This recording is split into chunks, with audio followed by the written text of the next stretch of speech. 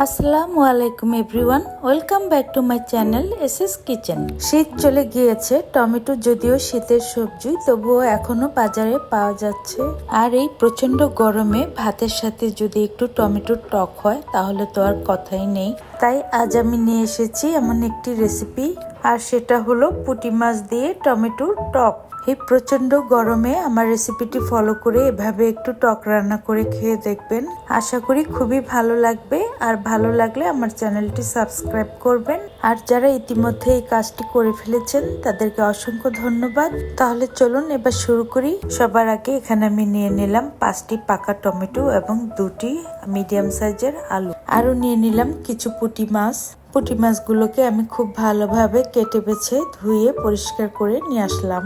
এবার টমেটোগুলো কিভাবে কেটেছি সেটা একটু দেখিয়ে দিচ্ছি। প্রথমে টমেটোটাকে মাছ বরাবর কেটে দুভাগ করে নিলাম। এরপর এই অর্ধেকটাকে আবার 4 ভাগে ভাগ করে কেটে নিলাম। বাকি অর্ধেকটাকেও 4 টুকরো করে কেটে নিলাম। অর্থাৎ একটি টমেটোকে আমি 8 টুকরো করে কেটে নিলাম। এই তো হয়ে গেল একটি টমেটো কাটা। এবার আপনাদেরকে একটু দেখিয়ে দিচ্ছি কতটা পাতলা করে কেটেছি। একইভাবে আমি সবগুলো টমেটো কেটে নিলাম। আলুগুলোকেও ছোট ছোট টুকরো করে কেটে নিলাম। এই যে দেখুন, এমন পাতলা পাতলা করে কেটে নিলাম। আজ আমি তেল ছাড়া টক রান্না করে দেখাবো, তাই চুলায় একটি প্যান বসিয়ে প্রথমে এখানে দিয়ে দিলাম 1 কাপ পরিমাণ পানি। এরপর এই পানির মধ্যে ছেড়ে দিলাম মাছ। এরপর এখানে দিয়ে দিলাম সামান্য একটু পেঁয়াজ কুচি, হাফ চা চামচ হলুদ গুঁড়া, হাফ চা চামচ মরিচ গুঁড়া, হাফ চা চামচ ধনিয়া গুঁড়া, আন্দাজ মতো লবণ এবং 1 চা চামচ সয়াবিন তেল দিয়ে দিলাম। আপনারা চাইলে তেলটা স্কিপ করতে পারেন।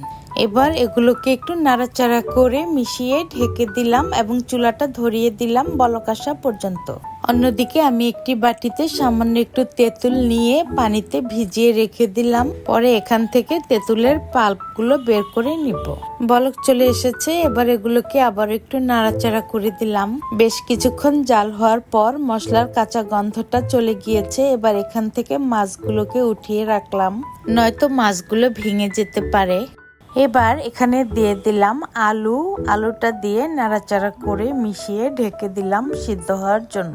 বেশ কিছুক্ষণ জাল হওয়ার পর আলুটা সিদ্ধ হয়ে গিয়েছে। আমি মাঝখানে 2-1 বার নাড়াচাড়া করে দিয়েছিলাম। ঝোলটাও বেশ খানিকটা কমে এসেছে। এবার এখানে দিয়ে দিলাম কেটে রাখা টমেটোটা খুব সহজেই সিদ্ধ হয়ে যায়, তাই এভাবে আলুটাকে আগে সিদ্ধ করে নিলাম।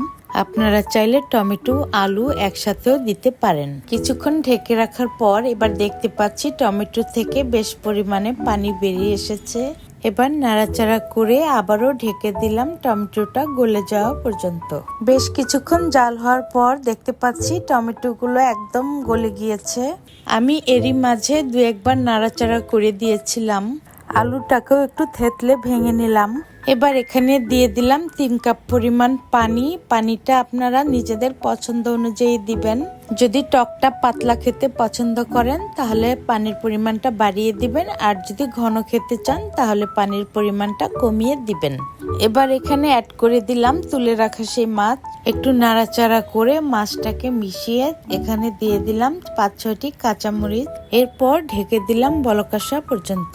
বলক চলে এসেছে, বেশ কিছুক্ষণ জালও হয়েছে। এবার এখানে একটু লবণটা চেক করে দেখলাম, লবণটা কম হয়েছিল, তাই আবারও কিছুটা লবণ দিয়ে নাড়াচাড়া করে ঢেকে দিলাম।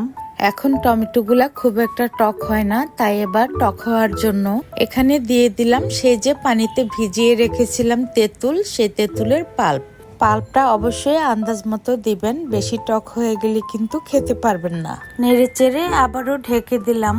এবার আবারও চেক করে দেখলাম লবণ এবং টকটা একদম পারফেক্ট হয়েছে।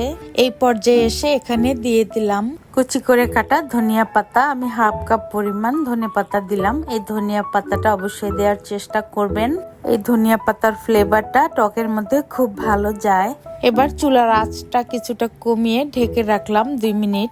এবার আমার টক রান্নাটা একদম কমপ্লিট। দেখুন কালারটা কি চমৎকার এসেছে, আর খেতে কি যে বলবো। তবে এই টকটা গরমের চেয়ে ঠান্ডা খেতেই বেশি ভালো লাগে, তাই চুলাটা বন্ধ করে একটু ফাঁকা করে ঢেকে রাখলাম।